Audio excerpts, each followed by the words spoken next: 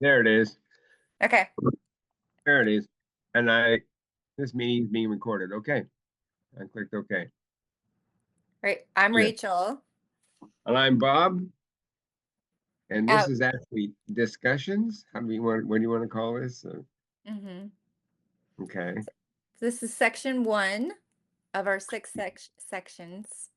Right. We're actually going over the book, The Creature from Jekyll Island by Edward G. G. What? Edward Griffin. G. Edward Griffin. Okay. See. Uh, George. and George Edward Griffin. And we're going through this book to kind of learn. And so it's kind of like a book summary, but at the same time, we want to make it a little bit more. See if we can become a little more aware of what that central banking system really is. And we can go over that now. I'm stammering here, sorry, but this is one of our first times. Should I start? I'm actually doing the first section, the first chapter, but You Rachel, want me to do that section yes, one summary? yeah, the section one summary of the beginning of the book. Okay. Um, what creature is this? What is the Federal Reserve System? The answer may surprise you. It's not federal, and there are no reserves. Furthermore, the Federal Reserve banks are not even banks. The key to this riddle is to be found not at the beginning of the story, but in the middle. Since this is not a textbook, we are not confined to a chronological structure. The subject matter is not a curriculum to be mastered, but a mystery to be solved. So let us start where the action is with chapter one. Okay. And chapter one is actually the a journey to Jekyll Island. And Griffin starts out this whole story talking about a secret meeting in November 1910 on Jekyll Island, Georgia. A small, powerful group of bankers, politicians, boarded a private train in New Jersey completely under secrecy, using fake names and telling no one of their destination. Uh, these men were the biggest men in America's business at the time. It's J.C. Morgan, Rockefeller, Kuhn, Loeb and Company, and their mission, what they stated their mission was to draft a plan for central banking system in the United States, which would later become the Federal Reserve System. They wanted to solve what they called the banking problem.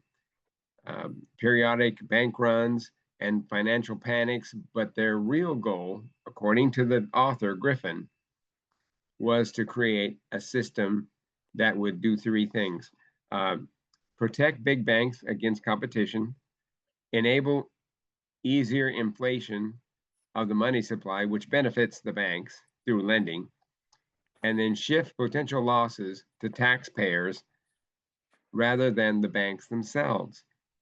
The chapter frames the Federal Reserve as a cartel, much like oil, sugar cartels, and drug cartels, but in this case, controlling money and credit instead of commodities.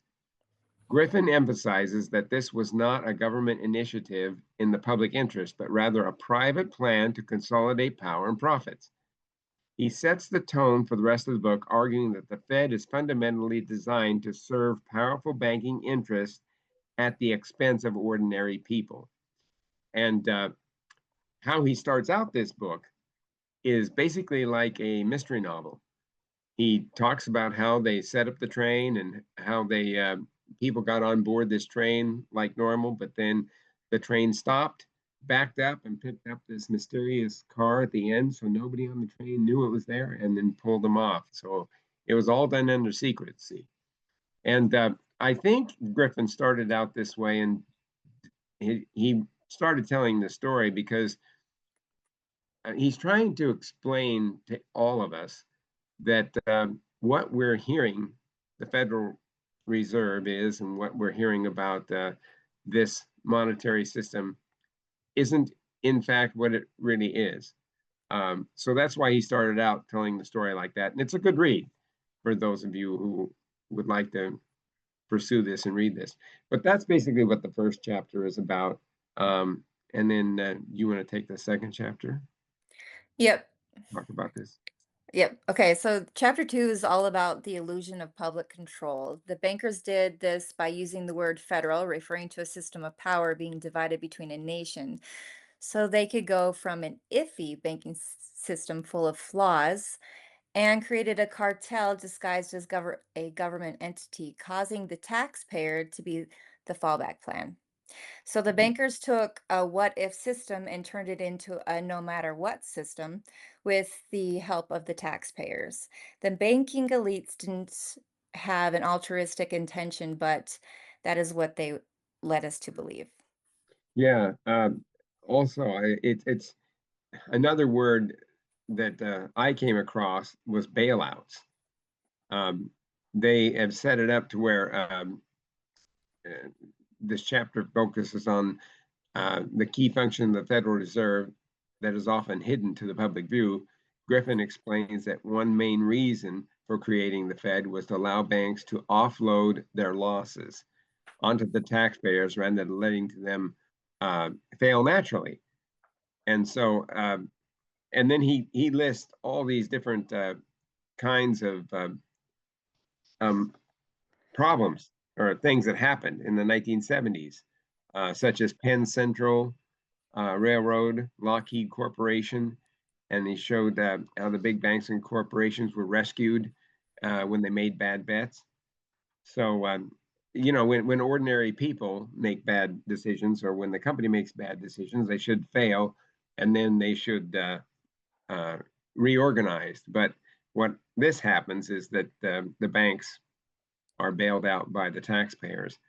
And he has some key points here in the second. Do you want me to go over these, what I have as far as the second? If you'd like to, go right ahead. Okay.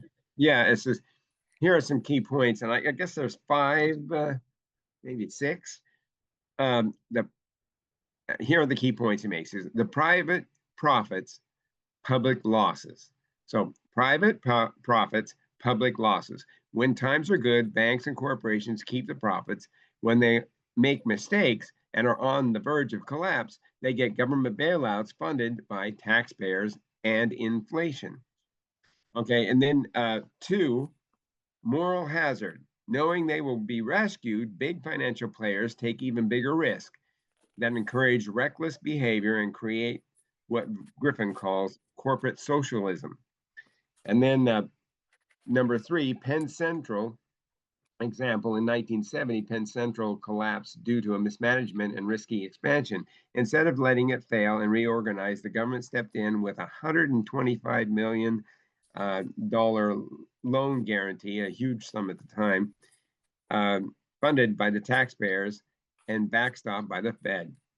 And then number four, Lockheed example in 1970. Lockheed faced bankruptcy after a bad decision and mismanagement.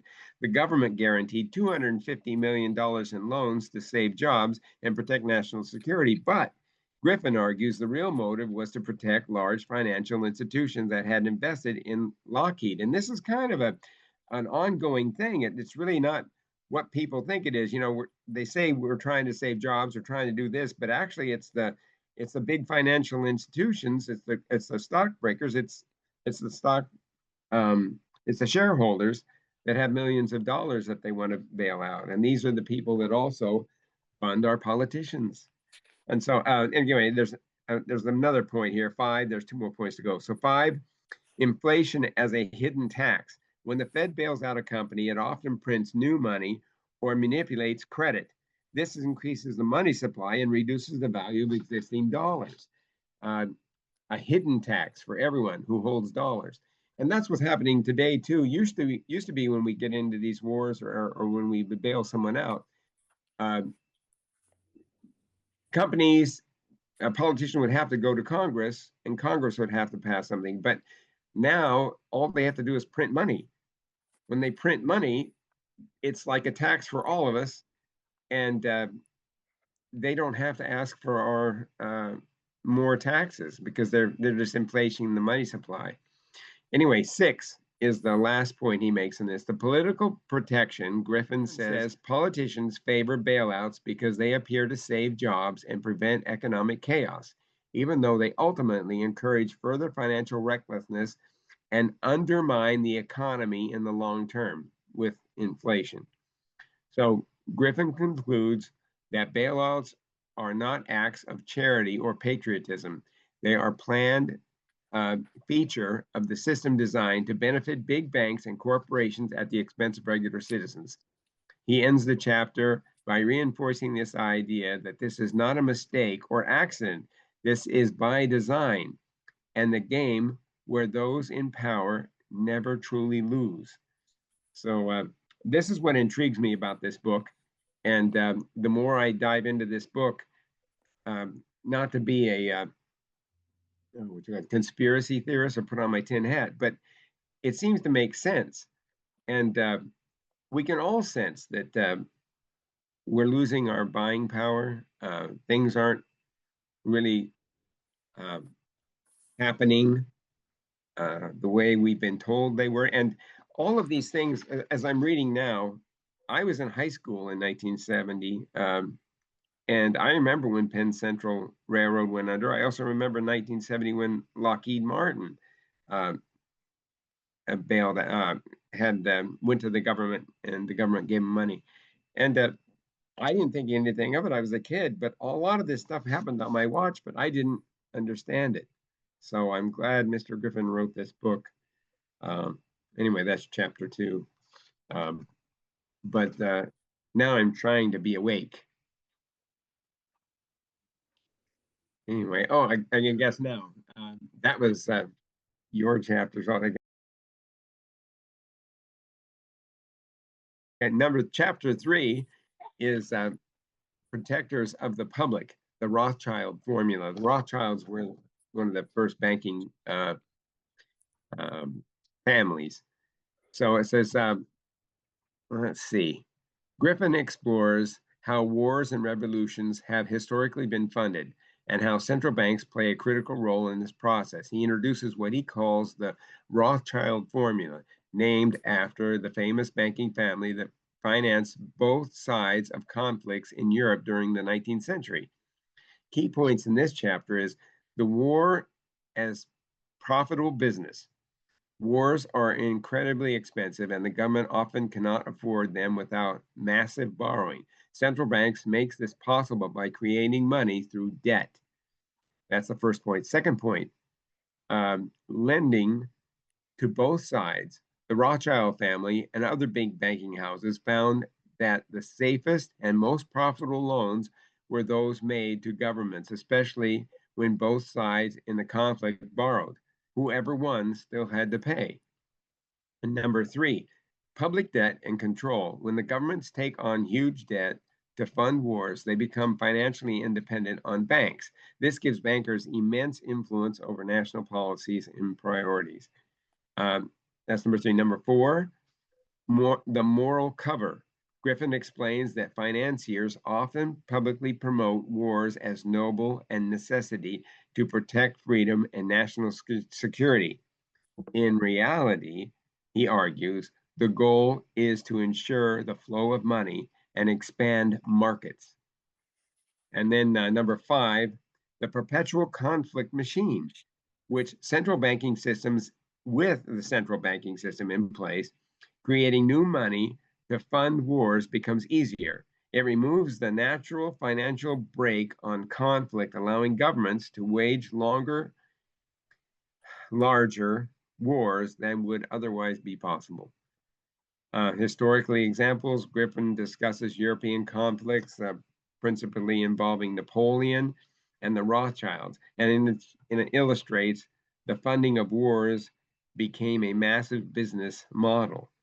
By the end of the chapter, Griffin suggests that the central banks do not protect the public as claimed. Instead, they act as enablers of endless conflict and tools for consolidating power and wealth among financial elites.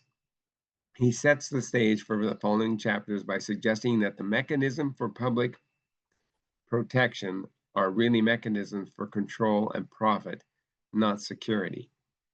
So that's what that was chapter 3. Do you have anything to add to chapter 3 and you wanted to talk about it, or And then and if I miss something, talk to me or yell at me or point your finger at me and say, no, that's not true. I don't agree with that. Or, these are just things that I came up with. Go ahead. No, you're fine. You're well, no, you're fine. Okay. Okay, so my summary for chapter 4 is about the government intervention into the free market system. The government intervention started a series of federal rules and regulations and gave way to higher inflation and catered to characters of risk society, therefore hurting the responsible citizens, thus creating the start of socialism in our country. But Hmm. you have all these bullet points and I just summed up everything. No, I mean, I'm glad you did. But I mean, I'm really slow. I'm dyslexic. And No, you're so, not. Don't no, say I am that. dyslexic, but no, I am. And so I have to learn something really, really well. And I'm terrible at doing things like this, like an outline. And so that's why I got ChatGPT to help me with the outline. And Mhm. then I went in and I'd ask it another question. Again, that's why I got these points. But it took Go several. ahead. It's good. Okay, It's good. fine. You're Well, yeah, fine. the We're just chapter getting four. familiar with how we want to do this. It's whatever you feel comfortable with, and we can Sure. review it again if you want. Okay. The main theme of chapter four tells the story of that famous secret meeting in November 1910 on Jekyll Island, Georgia, where the powerful bankers and politicians gathered to design the central banking system for the United States.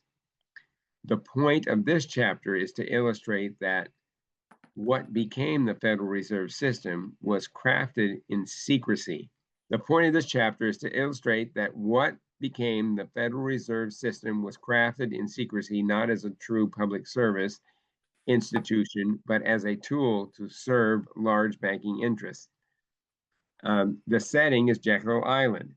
And Jekyll Island is a private resort owned by a small group of wealthy families like the Morgans and the Rockefellers. At that time, it was one of the most expensive and private places in America. The meeting took place at Jekyll Island Club in secrecy.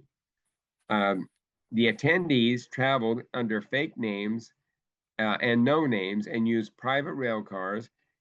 Reporters and the public had no idea of this meeting was even happening. Right? And They thought they were shooting birds. right, right. Even many of the bankers and politicians in Washington didn't know. Who attended? Well, there were seven of the main ones were Senator Nelson Aldrich, Republican senator, powerful figure of the finance and close to J.P. Morgan.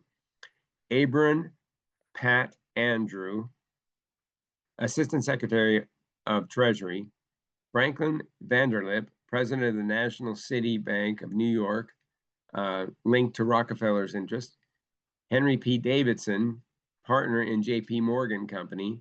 Charles D. Norton, president of the First National Bank of New York. Benjamin Strong, head of J.P. Morgan Bankers Trust, later the first head of the New York Fed. And then Paul Wahlberg, partner in uh, Kuhn Loeb and Company, expert on central banking, originally from Germany. Now, all Uh, these guys were well, hold big. on, Bob.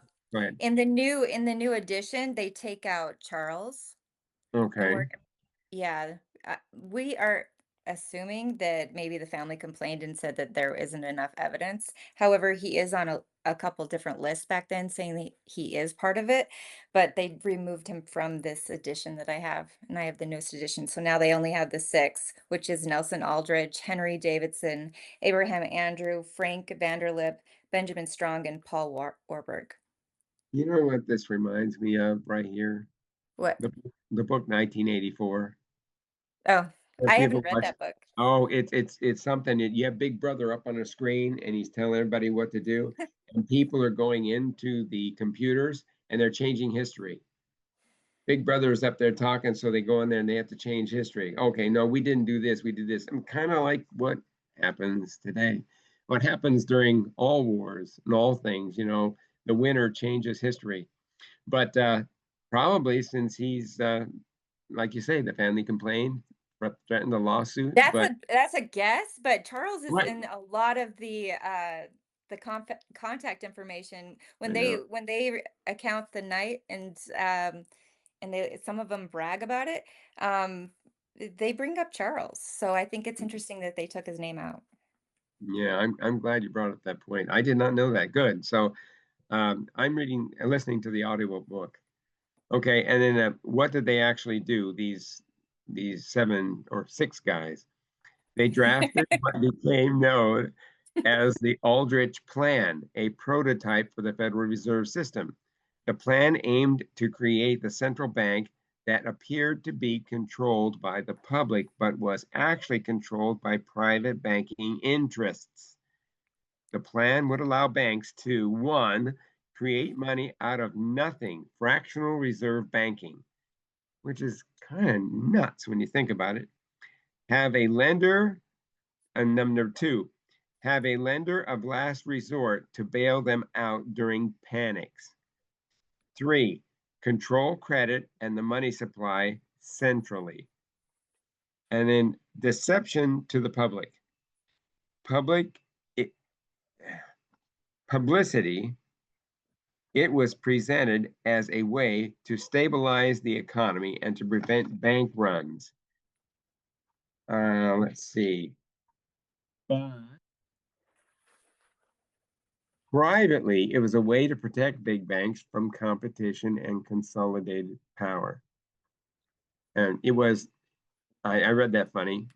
Privately, it was a way to protect banks from competition and to consolidate power. Why this is important to Griffin? The meeting symbolizes the collusion between government and powerful banking interests. It sets a foundation for understanding how the Fed would eventually operate to benefit large financial institutions at the expense of the public. Griffin tone, Griffin's tone and perspective. One, strongly critical and conspiratorial. Two, emphasizes secrecy and manipulation. Three, argues this moment marked a betrayal of the free market principles. And this is what ChatGPT did as an outline, but I can see how ChatGPT is kind of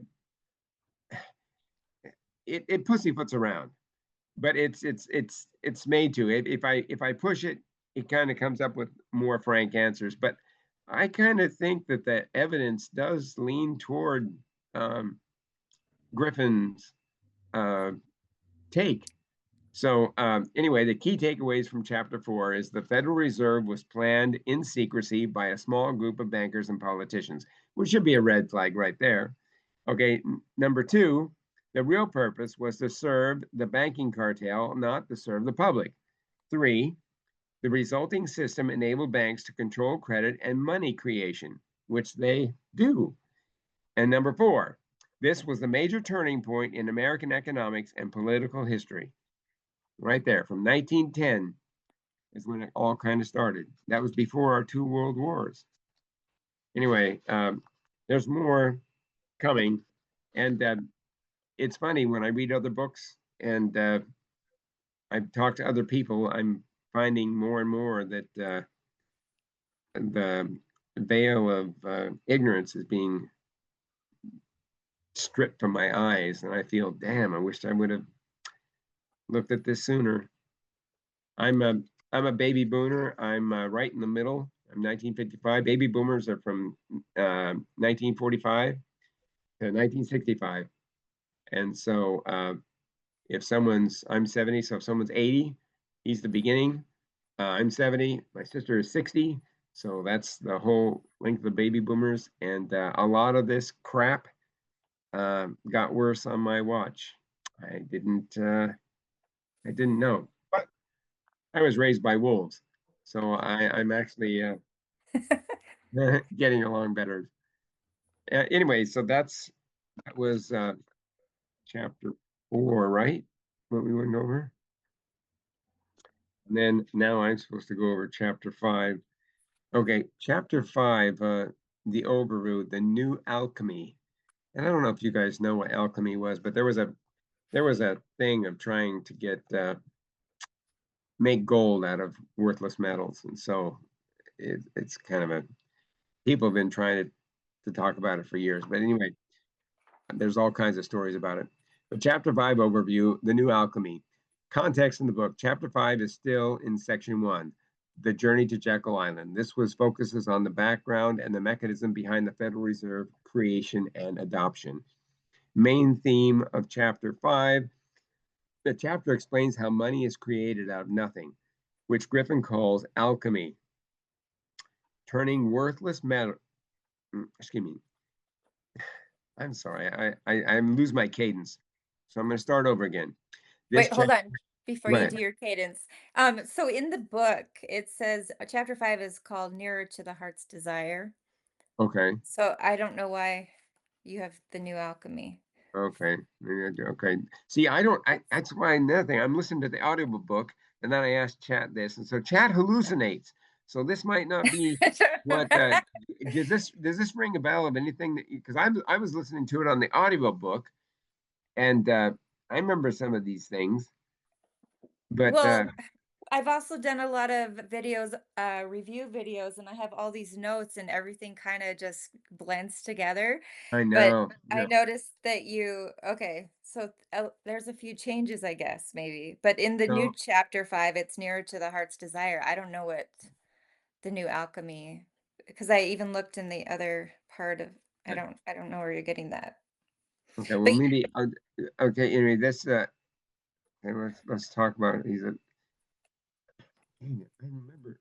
I've been I've been listening to the book, and I'm trying to continue on, and it does get jumbled and confused. I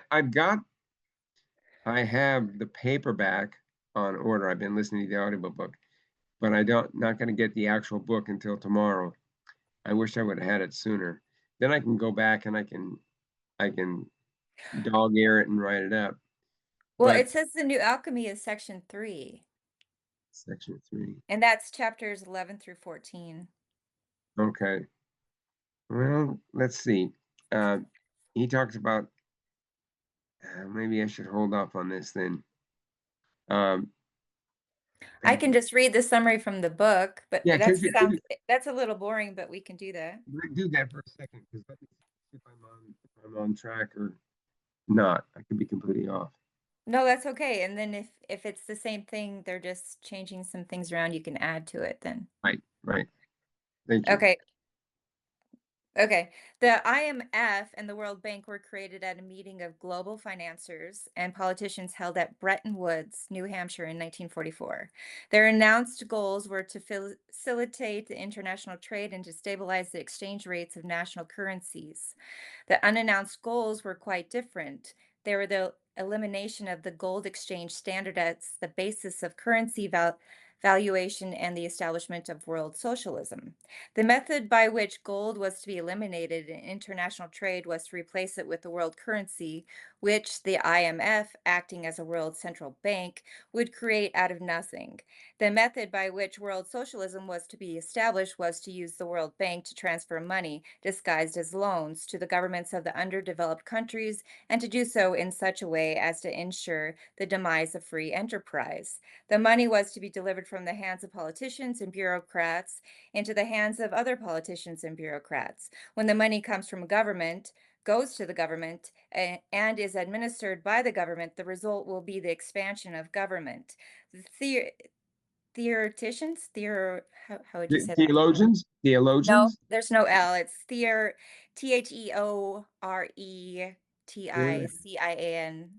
theoreticians, Theoreticians, yeah, theoreticians. Sounds who like dominated the conference at Bretton Woods were the well-known Fabian socialist from England, John Maynard Keynes, and the Assistant Secretary of the U.S. Treasury, Harry Dexter White. White became the first executive director for the United States oh, at the IMF. The Fabians are an elite group of intellectuals who agreed with the communists as to the goal of socialism, but disagreed over tactics, whereas communists advocate revolution by force and violence. Fabians advocate grandulism and the transformation of society through legislation. It was learned in later years that Harry Dexter White was a member of the communist espionage ring, thus hidden from view. There was a complex drama taking place in which the two intellectual founders of the Bretton Woods Accords were a Fabian socialist and the communist, working together to bring about their mutual goal, world socialism. Oh, there's Yes. another page.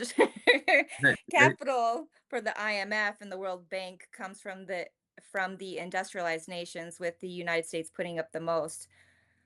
Currencies such as the dollar, yen, mark, and franc are augmented by the many times that amount in the form of credits. These are merely promises by the member governments to get the money from their taxpayers if the bank gets into trouble with its loans. The IMF gradually is evolving into a central bank for the world, with the World Bank as its lending arm.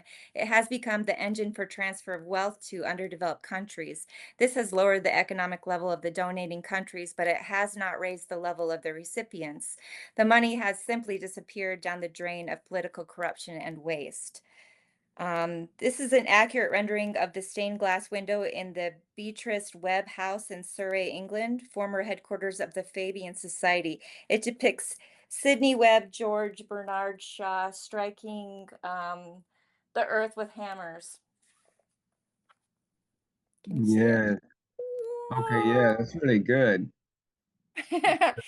And that's how it ends, the summary. Okay, so my summary on Chat GPT was a different chapter completely, but that's good.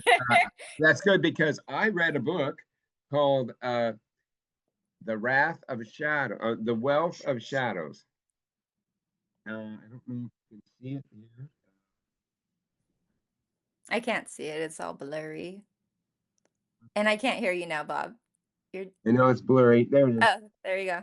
The Wealth of Shadows. Okay, I can see it now. Anyway, that book talks about the Bretton Woods, and it does it historically, but it does it like a movie, kind of like what Griffin did with the beginning of this book in Jekyll Island. He starts out like a mystery novel Mhm. because there's a lot of things that those guys did and talked about, and what actually happened. Uh, we got the Federal Reserve, and we got wound up being the main currency, but it wasn't easy. Keynes economics, Keynesian economics, that guy, he wanted to get Britain to be the world reserve currency again. And it was only by hook and crook that we got it because Britain was so in debt. And they were in debt to us because their country was demolished. Germany's country was demolished. Our country wasn't beat up like that because it wasn't over in that hemisphere. It was one of the only countries that wasn't. And so everybody, we kind of won it, and everybody kind of came to us for resources and help, and we were more than happy to give it to them. It was one of our finest hours, but that's how we became the world reserve currency, was through that process. And so this book, The Wealth of Shadows, is well worth the read, and it will help this book. And that's what I'm finding, the influencers that I talk to and the things that I'm finding out about money and money printing. Uh, it's maddening, it's aggravating, it's frustrating, but it's the only way to move forward to see what we need to fix to make this a better life for everyone, all citizens, and our our future citizens, our children. So anyway, I'm glad you stopped that. And once I get the actual book, that will be a good thing for me. We When are you getting the book? What was it this week? it'll be Sunday tomorrow. Oh, okay. And but anyway, when we started this, we just were at work at our day job, and she said, "No, I'd like to do a podcast," and we didn't know about what. She goes, "I'm reading Jekyll Island," And I said, well, I'm reading Jekyll Island. And we said, well, let's talk about, okay. Well, she actually had the book. I was listening to it, and Is we that you thought, making fun of me? no, no, I'm making fun of me because because I was just because it was like off the cuff. And so here we're trying to do this, and I'm trying to look like I know what I'm doing and professional. I don't know what I'm doing. I'm documenting this whole process. I'm as ignorant as they come, and I don't want to be ignorant, but I make mistakes, just like I listen to Chat GPT. And I should Well, have, Bob, you know a lot more than most people. Don't put yourself right. down. No, I'm not putting myself down, but I'm just saying that this is where I'm starting from. And this is where everybody starts really when you want to learn something new. If it's totally new and foreign to you, you have to allow yourself to be confused. There's no way you can bring if I want to become a plumber, but all I've done in my life is be a welder or maybe a guitar player. Guitar playing has nothing to do with being a plumber. And so if I bring in any of my knowledge that I have previous knowledge, it's not going to help me. So I have to allow myself to be completely confused. What is this thing? Look at it, then go to first principle thinking. What do I need to, how do I need to solve this? How do I need to figure this out? And that's kind of what we're documenting here. And that's kind of what I want to try to say in the beginning. This is more of a documentation of our personal growth as we go through this book, but as we go through other books, and then how we can, with the help of friends and family and our community, how we can help strengthen our community and our bond with each other, and how we can make the world a better place with starting with our community and then building it up. So instead of top down, um, you know, kings and queens and presidents telling people and their subjects what to do, it should be bottom up, and that's what our whole country was based on. So we're trying to go forward in that direction. So anyway, do you that was Well, actually chapter 5, right? yeah. Okay, so I didn't do the whole bullet point thing, and I didn't feel like I it feels like you're teaching, and I guess the best way to learn Okay. is to teach. So I didn't do it the way you're doing it, and my No, no, summaries are no. really simple and short. I'm Um, glad. and I don't mind reading, but I think that when you read it, it can be boring to people. That's why I Okay. didn't do it. Yeah, then But I am reading a lot on here because I don't have my summaries memorized. But I'm yeah, gonna do you want me there's a conspiracy theory at the end of chapter 6 and then there's a summary. Do you want me to read all that and then give my personal summary? And then I've got a summary of the whole section 1 that I wanted to finish with a little story. what would you like to do? I mean, I don't know. I like what you're doing. It's hard to follow because I didn't do it exactly your way, and you have sure, Chat GPT, and so it probably would be good once you get the book. We can go over right, what we want to actually highlight. But I liked the idea of us coming together and not knowing what the other person's going to talk right. on because if we both read the chapter then it's kind of we're adding two different points of view from the chapter, but mine are just like simple like little summaries and you're going through the whole chapter, which is we can do that and I have no problem with that. I wasn't sure what you wanted to do, so I don't know, I thought that's where I was coming from. Oh, I can't hear you again. I said a lot of people, I just have to do, this is a story of my life. A lot of people start here when they start something new, and then they grow and grow and grow to about here. Yep. Me, I always start way over here. When dead men aren't as bad as me. Then I get up here to where a dead man is, and then finally get up here where everybody else starts. But then I go really, really further. I just you and most people can do a light summary. That's good, but it doesn't stick with me. And then like me, I was working on that chapter. I listened to it, but then I did the overview, and the overview wasn't from the chapter because it didn't stick. And so that's why I'm trying to make all these connections and tell the story so it actually sticks in my head. But if it's boring to anyone, I don't have to do that. You know, it's not boring to me. I just feel like maybe I bore other Mm. people when No, I I mean I would go over definitely that bore stuff. people. I No, definitely bore don't people. say that.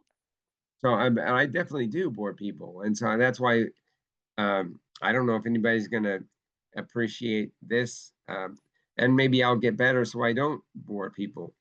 Um, but this is how I'm trying to process it. I don't But think you're boring at all, Bob. I always feel no, like no, I like the details too. I just feel like people always get that deer in the headlight look when you're talking for a long time. And so for no, me, I just like to be short and simple and sweet as possible and not be, I don't know. I'm just not sure. I guess the people that would watch this would be people interested in all the details. So I think that we should probably do bullet points and do it more like how you're doing it.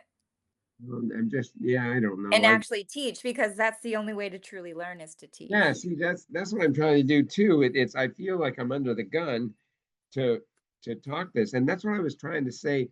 We have another video that we did, kind of the first one, and we talked about what our goal was, and that for us to do a book review, uh, and we could probably work and practice and rehearse and get to be pretty polished and do a review, but that's not it's not going to stick in our heads. That review is just going to it's like an assignment. We're doing an assignment to tell you about what this book is about. But I really want to take the principles in this book. I really want to take this and incorporate it in my life. So I truly know when I talk to anyone, I know what the Federal Reserve truly is, what it Mhm. does, how it functions. And no matter what someone says it's supposed to be or how it was designed, I want to show everybody that what it actually is doing, how it is actually kind of hurting our country. I don't know how to do that without really learning it. And learning it takes a lot of hard work and a lot of repetition and a lot of repetition. It takes curiosity, learning, and it has to do something with talking back, teaching. So that's what I'm trying to do. And No, if it it's good. I mean, each chapter takes me at least an hour, maybe 2 hours to research a lot of the stuff that I never even heard about. right, So it is a learning process and I'm glad I'm doing it because I mean, I didn't even know a lot of this stuff was happening in the world because right. the chapter 6 talks about the what's happening in like Panama and Well, Russia and the banking systems and what we're doing and but my summary doesn't say any of that stuff. And so well, maybe we should go back and redo this section. no, no, but you can read the summary, but let's start with your summary first. Let's just start with what you've done. Well, What my you summary is short and sweet and simple, that's but the summary that's of the book, it starts with a conspiracy theory, and then it has a summary. Do you want me to read those? sure if you want, but then I'd like to hear yours, your simple Well, one. mine's just simple. Let's hear it first. Let's hear that first. I want to hear that first. Your simple one, because maybe someone can duck out and be happy with it, or whatever. Listen, Oh, come on. Okay. How about I read the conspiracy theory and the summary from the book, and then I'll give you my summary, and then okay, I have a little story at the end, and then good, we'll log off. And okay, then let's talk about how we want to do the next section. okay.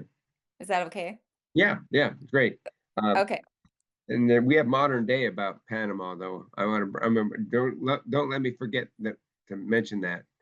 Uh, Why don't anyway, you do that right now?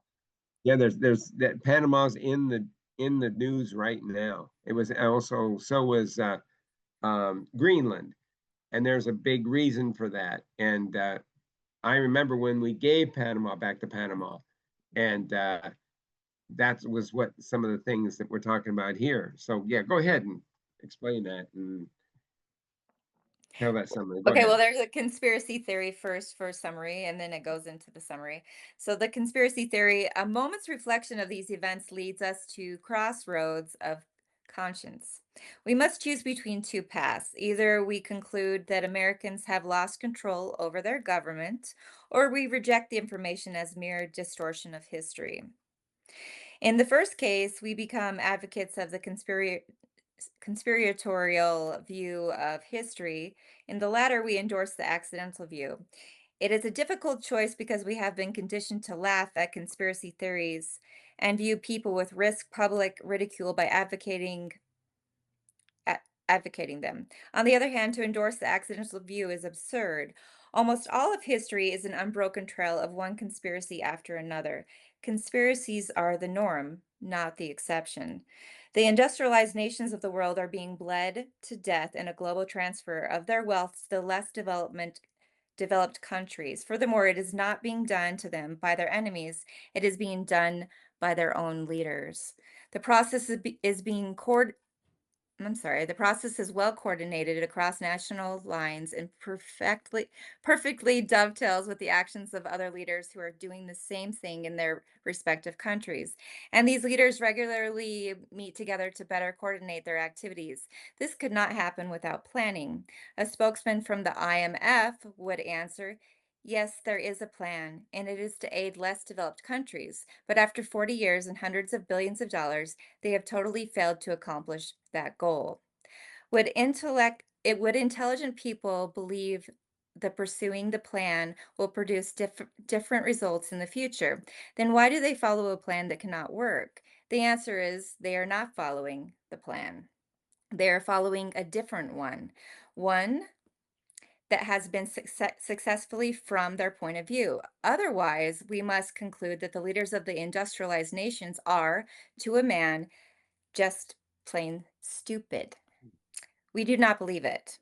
These men and women are following a higher loyalty than to their respective countries. In their hearts, they may honestly believe that in the long run, the world will be better for it, including their fellow countrymen. But for the present, their goals are not shared by those who have placed them in office, which is why they must conceal their plan from public view.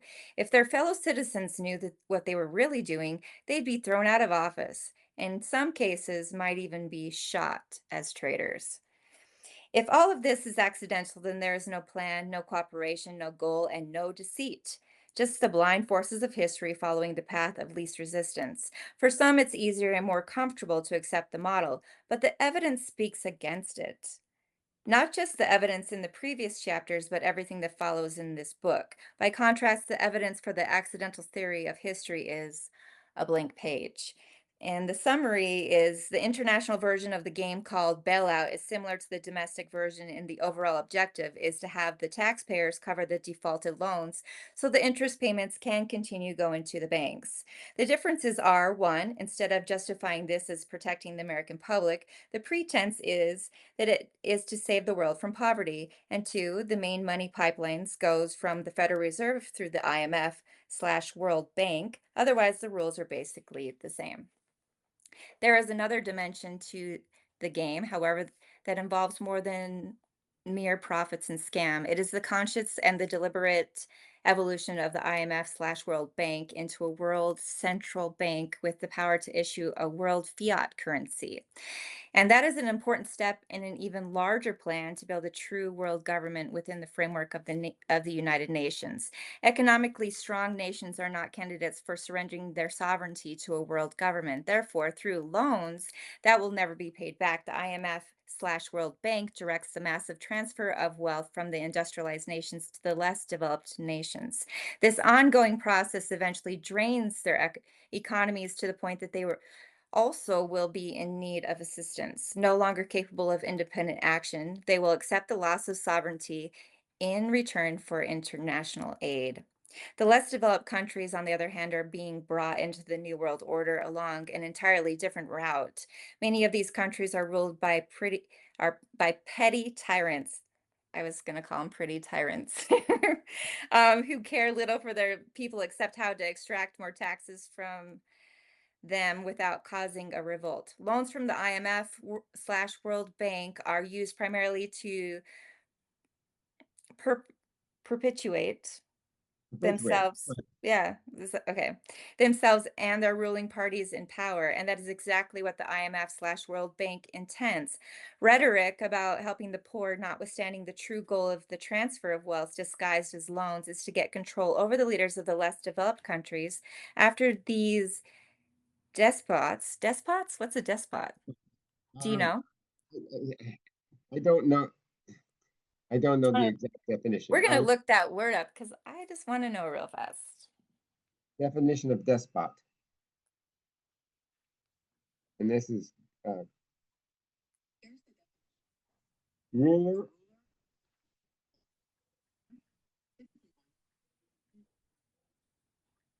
Did you hear that? No. A ruler or other person who holds absolute power, typically one who exercises it in a cruel and oppressive way. That's what a despot is. Despot, correct? Yeah, it says unlimited power and frequently utilizes this power in a cruel or unfair manner. Okay. Yes, that's what I looked at Gmail too. I mean, Google too. I don't trust chat right now. I'm mad at her. Okay. Sent me that I wrong road. I so lost my place. I'm so All right, no, sorry. you're fine. You're fine. I'm going back to the beginning of the Okay. paragraph.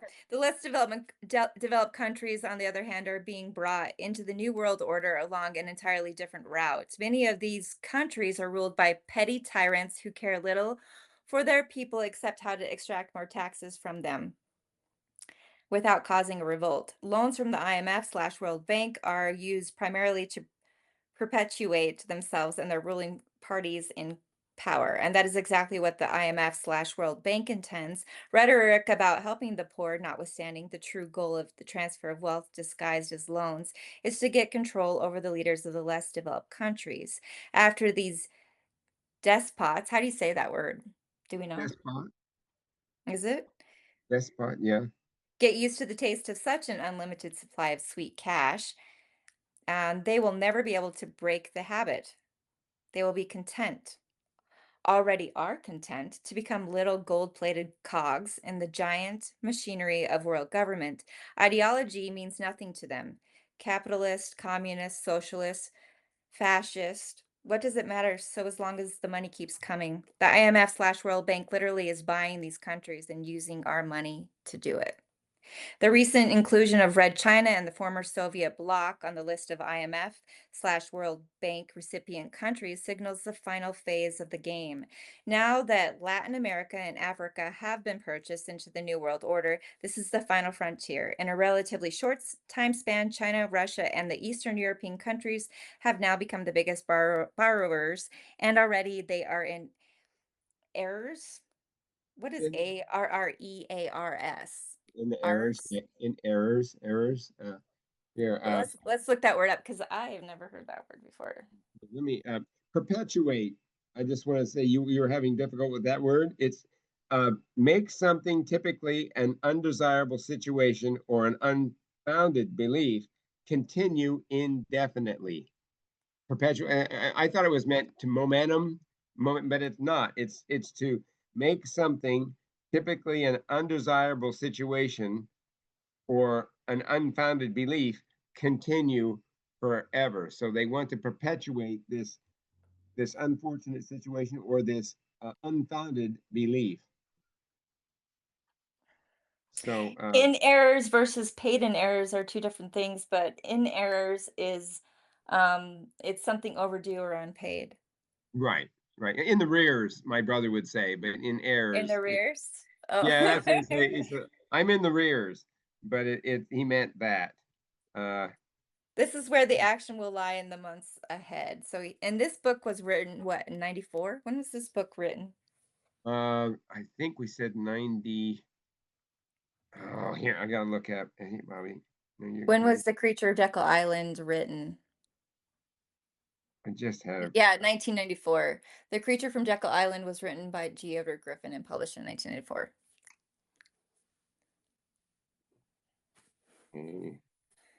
So, my short summary.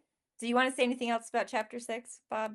Uh, no, do your summary, but then I will It's really talk. simple. Okay, the final play of the New World Order. The essence of socialism is the redistribution of wealth. The goal is equality, and that means taking from the rich and giving to the poor. At least that's the theory. It did not come about by chance, but by conscious and deliberate and responsible planning. So, to save the world from poverty, the US taxpayers cover the cost. So, no matter what happens, the system works until it doesn't. Then it turns back into a what if system because it all seems too iffy to me. Hmm. I do like that, but see that's what everybody. Yeah, that's it's designed to make you look and feel and think that way. And that's it is. It's designed to say, "Oh no, don't worry about it. Don't worry, we got this." But over time, you can't buy a house now. I mean, over time, our money's inflated. Our government is, we have, it doesn't matter who's in office. It doesn't matter what you do. Uh, and it's because of this. Who controls the money controls everything. And what they're saying, even who controls the banking system rules the world. That's why you have the World Economic Forum. And that's why you have that German guy that looks like a fucking uh, I don't know, Franz, whatever his name is. Which Uh, guy? he's here. He's a German. Who's the German dude? I'm gonna go do this. Who is the German dude in charge of the World Economic Forum? Who is the German dude in charge of the World Economic Forum right now? German dude in charge of the World Economic Forum is Klaus Schwab. He founded in 1971. Uh, Show me a picture of Cross Swab. No, shows a cross. I pronounced that wrong. What is the name of the German dude who is in charge of the World Economic Forum? And show me his picture. Board Brent? No, it's it's the World Economic Forum founder, chairman of the World is Cross K.L. Oh, Klaus. he's the head. He's the head. It says Yes, the current head of the World Economic Forum is Borge Brend, who serves as its president and CEO. Is that who you're talking about? no, Klaus Schwab. This guy Cla right. oh, This guy right here. Klaus Schwab, the founder of the WEF, stepped down as chairman of the board of trustees in April 2025. Right, but he was the guy that said you will own nothing and be Oh, happy. And okay. these are Sorry. the guys that always these are the guys that always talk in secret. And the, Trump just pulled us out of that group. Bless his heart. And Trump talks a lot. These are people that hate our country. You know, I think he refers to that.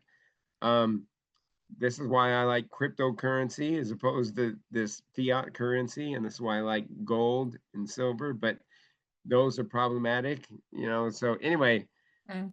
we're in for a big, big, tough time, I think, in the next uh, 5, 10 years. And I think maybe this year it's some things are going to collapse a little bit, but uh, this But should, that's why Griffin wants us to hold meetings and to speak up yes, and yes, get more people involved. and to do this. And what, see, I don't know if have you ever had a bank fail on you, Rachel? I've heard people say that certain banks were gonna close down and or keep your money. There was a threat a few years back where it was hearsay because nothing ever happened. People were talking about it, so I got a little nervous. Right. But other than that, no. I was in New Jersey and I had my father passed away and I sold the house. So I had like some money stashed away in a separate bank and I put it in a separate bank because I didn't want to spend it. So I wanted to make sure that if I had this money that I'd saved up from a house and that if I needed that money, I would literally had to get up and go to that bank and take that money out. So I just couldn't write a check. So I, Mhm. I put it in another bank, had another bank. And I've never had two banks in my whole life. I had two banks. So I walk into my regular bank one day and I can't get in the door. Can't get in the door. Can't get in the door. It's locked. Don't know what it is. Payday. I can't get my paycheck. I can't do it. I don't know what to do. So I come back the next day, the door's locked. Anyway, long story short, comes out in the newspaper that bank went under. Everybody says, no worries, it's FDIC. So Federal Reserve, it's covered. So finally, I don't know what to do.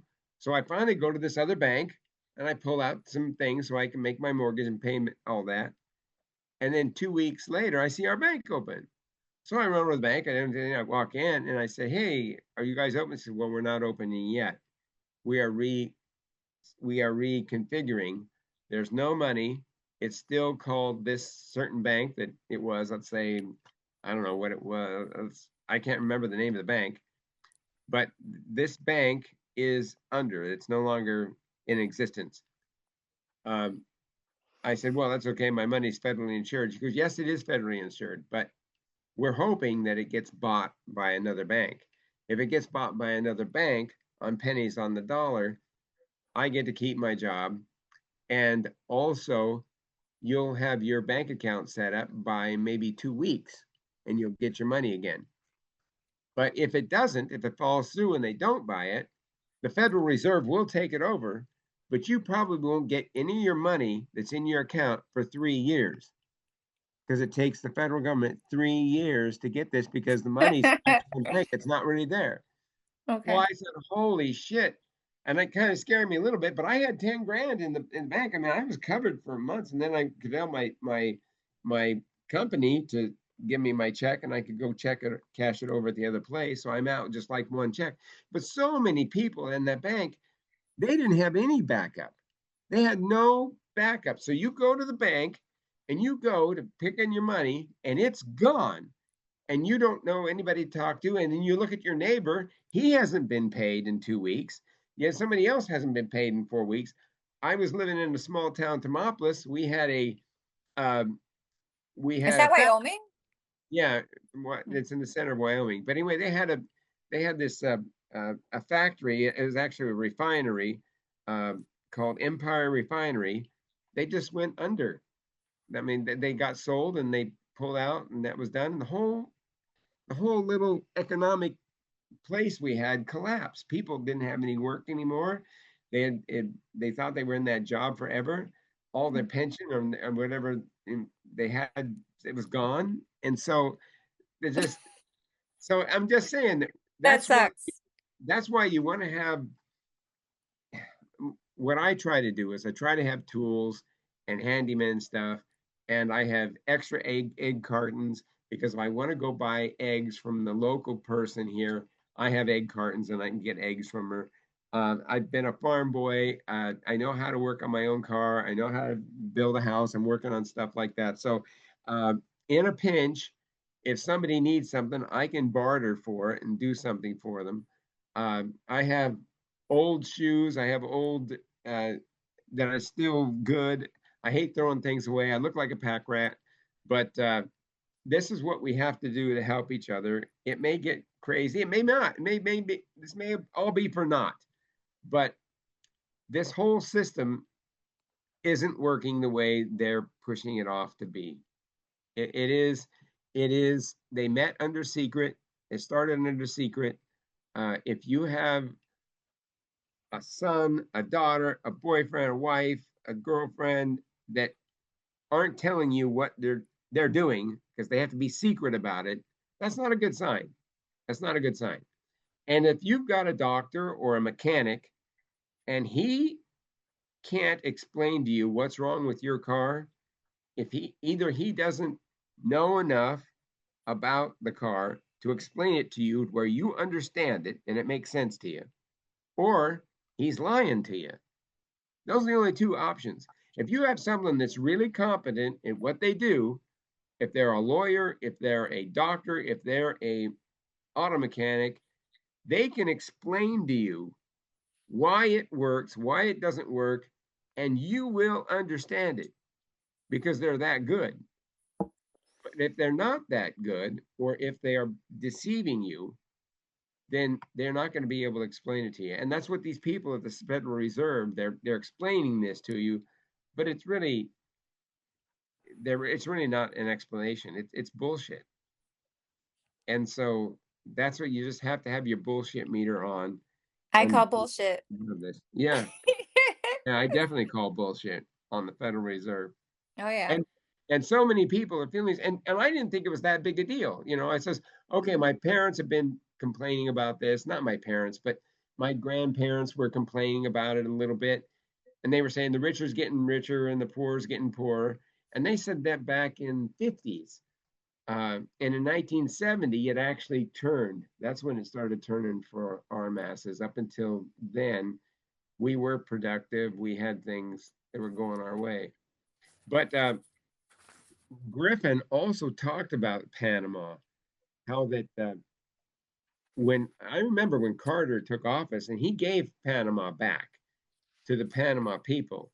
And everybody said a lot of conservatives were really pissed off about that. We had that's ours, but then uh, a lot of people who are uh, political and intelligent and up in government, he told me that no, it's actually not making us any money. It's actually good for Panama to take it back, and it's less responsibility for us. We can still have our Air Force base. He made it look all really great and good. But now that I'm reading, and that's why they sold us at the time. But actually, what happened is that Panama had our debt. We had loaned them money, and they could never be able to pay it back.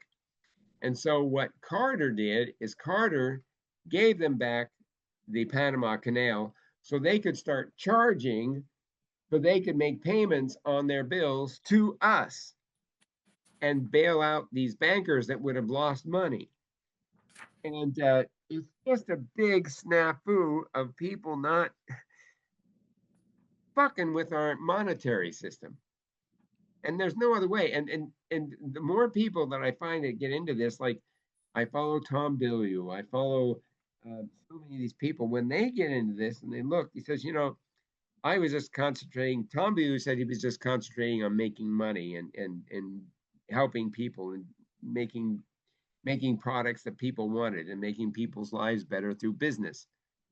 He said he never thought that he had to worry about investing or the money supply and all this. And then he would hear people about conspiracy theories. So he decided he's an entrepreneur.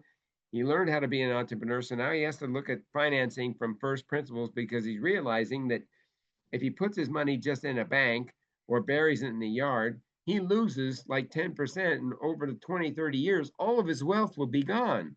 So he has to learn how to invest.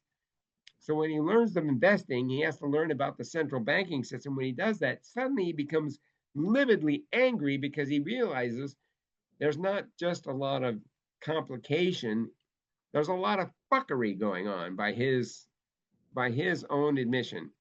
That's what he said. He's really kind of and he now can explain the Federal Reserve very succinctly and understands it very well.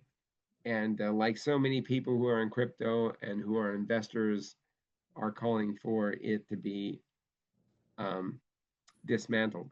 But it's got its tentacles in every bit of our lives and every bit of the government lives. So you just can't suddenly say abolish it and we're not going to pay anybody back that owns this. It's like telling people who are on welfare and telling people who are retired that okay, well, you're not going to get checks anymore. So just handle it. You can't. You're going to have total societal collapse. So we have to go in, just like if we had bankruptcy ourselves or we were in trouble ourselves, we have to go back with our country and do the same thing. But we're going to get pushback. These people who are in power don't want to give up the power. Like president, he went with those. They went and found all this waste. And yet everybody complained about it that who's he to do this? Well, it's waste. We want to fix this. But anyway, and then after that, they still passed a huge bill that is Well, gonna I kind of disagree a little bit with you, Bob. go ahead, please. Talk.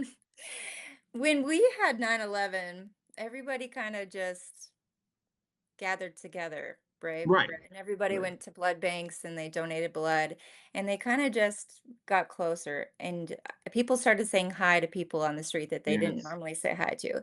So I think that if we were to take out the Fed, it'd be more like that. And we have churches and we have people with good hearts. And I think that if we work together, we could do this. I think that what's happening with the Fed is so bad that if we took it out, we would just be a better country altogether. And I think that we could figure it out. We have enough intelligent people. We have enough people that are do-gooders. We have people that are very active in the community. And I think that we could figure it out. And if we got the big government out of it, I think that we would prosper.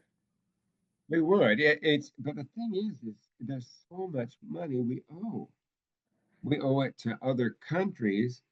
We owe it to our own citizens. We owe it to.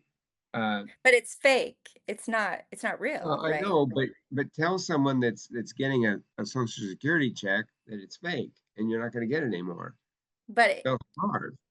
but it's not the money that we need, right? We just need food. The And services, yeah. and yeah, and that's the thing is, you're right. We can do it if we're all willing to work for free. And there is a point where We we won't can't. have a choice, right? Right. So Right. we're gonna have to go into survival mode, which is a beautiful mode for Right. most people. Not everybody is crazy when they get into survival mode. In fact, most people have big hearts. And so it's just, and we know this because of 9/11. We know how people were. And Well, I think that that's where we really are as a it country. is it is where we can be. We can be like that, but it can also be like Hurricane Tarina. Remember what happened to those people? They started to go down another path, but they were desperate. And not everyone. You're No, only hearing about the negatives. There's so right, many right, people that are helpful. right, right. And we don't I focus on that, but there's just so many that are. and that's what I do agree with you. We have to be kind to each other. We have to help each other out. We have to help our neighbor. And it says, love your neighbors yourself. They're talking about it doesn't mean you're the neighbor you like. It means the neighbor you don't like, the neighbor who always drives his car on your lawn, or You're the supposed to pray for your enemies right, right. and And forgive. treat, you just it's the golden rule, what you learned in kindergarten. So but I think we're in for some rough times. But maybe AI can maybe do some wonderful things. Robotics, we're in a fantastic time. I like cryptocurrency, but if all the computers are down, who knows? It's an exciting time, but I do think we need to be awake. And so this is my attempt to be awake and to learn and to go through this. And I'll be better, Rachel, when I have the book and we can read and do this. I think you're perfect. Don't do this. You're What fine. might I feel like I'm prepared because I didn't have bullet points like you did. no, no, no. I wouldn't have had bullet points if I hadn't had Chat GPT. And literally 6 months before I even did this, I wouldn't have had anything like that because I'm terrible at writing outlines and having bullet points. But see, Chat GPT took us off on another fucking chapter. I mean, I remember listening to this about the uh, Greenwich when what you talked about in chapter 5 about them in after World War II making the United States the world currency. Anyway, um, but I remember that, and yet where was it? But I was trying to scramble because we wanted to do this on Friday, I thought, but then it wasn't Friday. It was we're just getting our tweaking it, and it's okay. It's okay. You had some things to go to family. I'm glad. I'm glad you're there with family. But we're Mhm. making this work. But I'm sorry. I'm just learning. I'm learning, and I'm excited. I'm excited about this. What Okay, now? well, I have a summary unless Yes, you go want please, to please. keep talking. No, I don't want to. I'm Okay. done. Okay. So Paul Warburg was the mastermind behind the Federal Reserve Act of 1913. The bill was passed due to provisions. Paul made it so that the members of Congress and others would find it reasonable. And we would find it reasonable today as well. Okay. Paul's buddies were getting kind of upset and worked up, and they were like, Paul, this is not what we wanted. So Paul said, relax, fellas. Our object here is to get the bill passed. We can fix it later. So I read this to my dad, and my dad's like, oh my gosh, that was happening back then. They say that all the time. Let's just pass the bill and we can fix it later. So the Federal Reserve Act has been amended with over 200 subsequent laws of Congress modifying it. So over the last 100 years, it's gotten closer and closer to the initial plan. Slow and steady wins the race. Patience is a virtue. And I have a little story um, about the devil. Okay. So the story of man in the case of the devil representing the color red and chocolate. Now I learned this in church. So it's a cute little story. Okay. The children of our newly created nation knew to stay away from the central banking system, knowing it was the system of Europe and the cause of socialism, the color red and chocolate. The devil, being cunning and wise, had an idea. What isn't red but almost red? What is sweet but isn't quite chocolate? So the devil introduced the color pink, and the ladies bought pink dresses to feel beautiful. As the years went on, the color got darker and darker until the pink transformed into burgundy, maroon, and oxblood. Then the devil introduced cookies with little chocolate chips hiding the little chocolate pieces inside the soft cookie dough. This made everyone crave those little morsels. Those morsels got bigger and bigger until one day everyone was eating bars of chocolate and covering themselves in the color red. So the devil doesn't just present sin openly, he'll hide it until it presents itself into something delightful. Yes, yes, yes.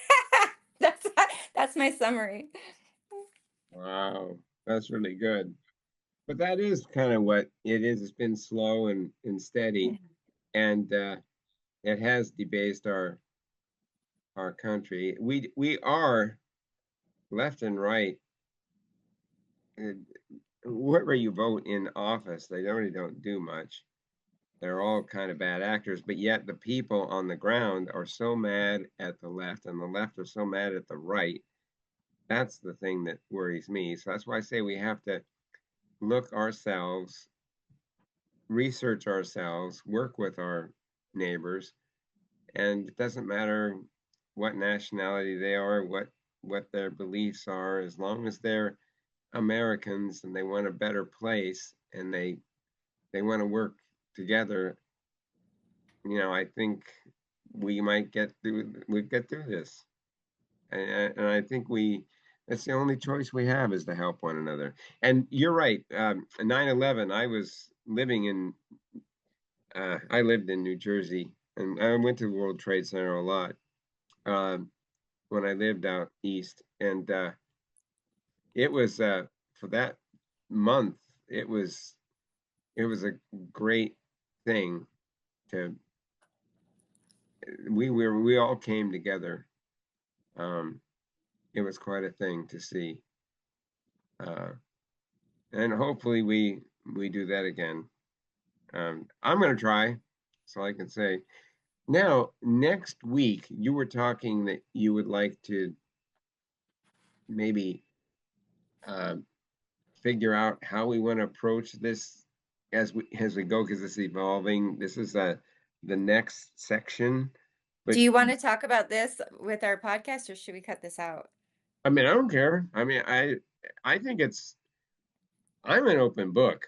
I want I'd like people to see that I'm struggling going through this, whatever my little struggles are, or we can try to be polished and do it under, but I just soon talk about it now. But Well, we can do it any way you'd like, Bob. well, I thank think you. I think just having an open discussion is probably the best thing to do. I think me too. Me too, That's because it's why I want our podcast to be called The Discussion, is because discussion. I think that we should talk about it openly and I do like our too. opinions on everything and learn together, because not everybody knows about what's going on with the central banking system. In fact, I had no idea until probably 6 years ago. And even then, I just kind of listened to people and didn't really do my own research. So this is the first book that I'm reading on it. I started a couple other books, but because I started this one, somebody told me to read this one because it would help me understand the central banking system a lot better, because it goes into great detail, and then read the other books. And then we've been looking at those podcasts that I got from you and I got from Tim.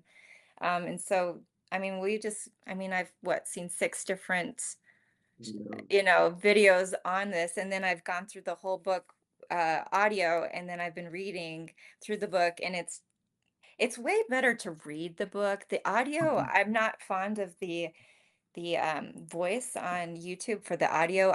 And the guy skips over a couple words or says a couple words wrong, and I'm really weird. I'll like get hung up on that stuff.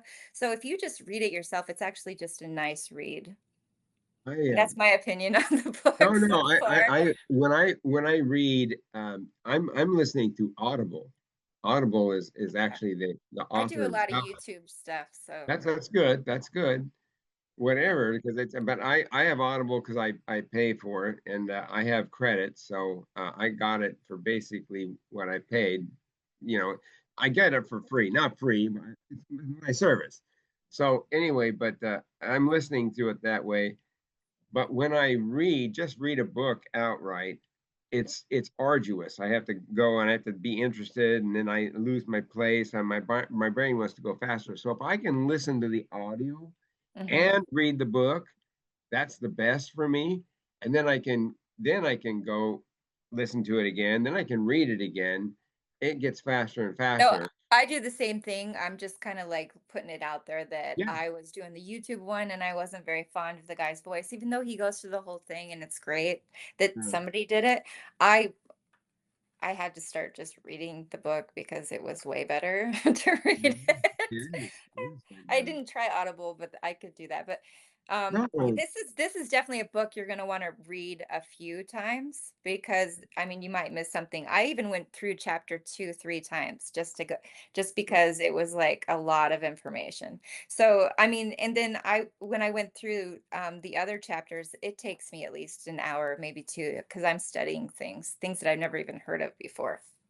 right, me too. And I will do that. I will come across a word and I'll think, oh, what's that word? What is that? Do you need to go? It's time for you to No, go? my mom made me dinner and she just wanted to see if I was still doing this. That's all that's happening right now. Yeah, Oh, okay. it's But okay. yeah, if you want to go, certainly I'll let you go. Okay. But Well, we should probably end this then. yeah, and we can either at the beginning of our next time talk more about a strategy.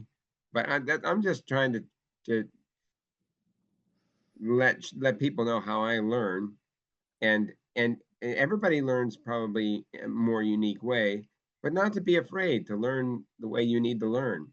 If listening to an audiobook, you benefit better, that helps. Sometimes I'll listen to audiobook and my mind will wander, but if I turn the speed up and the guy talks a little bit like this, it engages me again. And so same thing. So whatever works. But yeah, let's work on this next section They also next. have apps where they will read the book for you, and you can just put the book in the app and it'll just read it for you. And you can use, oh, I can't remember the name of the app, but I had it. And you can use an actor's voice and listen to them read the book to you. And I can't remember the name of it, but I don't know. Can't Okay, remember, but it was actually pretty cool. I want to tell you, I'll think of it and then I'll tell you next time. please, because I want to do that because there's a book I have that I can't get from Audible, and my brother sent me a book, and so I'm trying to wander through that. But that other I bet I thing, could find it actually if you want to stay you, on for a couple seconds. but you are actually getting the the book that one of those uh, one of those dickheads, the Senator Nelson Aldrich, Abraham Pratt, Frank. It's Henry P. Davidson. Wasn't no Paul Wahlberg. Paul Wahlberg wrote the Central Banking System. Yeah, that's the book I'm getting in August. Yeah, yeah, But it says section 1 or what right. part 1 or something. Volume one. And I'm gonna I can't get 2. I don't know where it is. ask because he probably says what everybody doesn't want him to say. He's probably saying the quiet part out loud. So we gotta see if Well, we can find they that get book. really cocky. I mean, they wait like 30 years, but they start just like, "Hey, I did this and we got together and don't tell anybody." But they're writing about it and it's like, I know, whatever. I We know. didn't want the servants to know, so we came up with these fake names and blah Yeah, blah blah and last names. We went I by know. what last names or something. I know. It's bullshit. Your bullshit monitors that. Okay, well, yeah, let Okay. me know that app or if it's I now or later. okay. Well, I actually don't. I'm looking. I don't know how to Here, go through settings because no, it tells no, you. I used to have it, and I'm trying to find it that way, but I don't know. It's sweetheart, been a don't while. worry about it. We'll do it off camera, and then I'll explain once I get it how I got it from you. But we will explore this. But you need to eat. You need to be. You're on vacation. You don't got one more Why do you think I need to eat, Bob? because your mom is being kind to you, and I saw you look up and smile at her. Anyway, that Was was I very supposed? nice. I could have ignored her, but that No, I wouldn't be didn't. very nice. No, it wouldn't be nice. And she's your mom. She's a sweetheart. I just lost my mom, so that's why. Oh, Yeah, she passed away. But how she was happy. how old was she? She was 89 and she was going to be 90 in 1 month, but she didn't want to live long enough. She said, I want to go to heaven. I want to go to That's heaven. such a good age, Oh yeah. 90. Yeah, she Mhm. wanted to go to heaven. But Okay. and she didn't want her birthday. Anyway, go and we'll get that app later. Thank you for telling me about that though. Anyway, Yeah. guys, thank you, thank you, thank you. Whoever, I hope you can Look, I see. got my nails done. Aren't they pretty? Mm. Great. They look terrific. I'm going to go back outside and work on my deck. Anyway, Okay. thank Bye. you so much. Bye.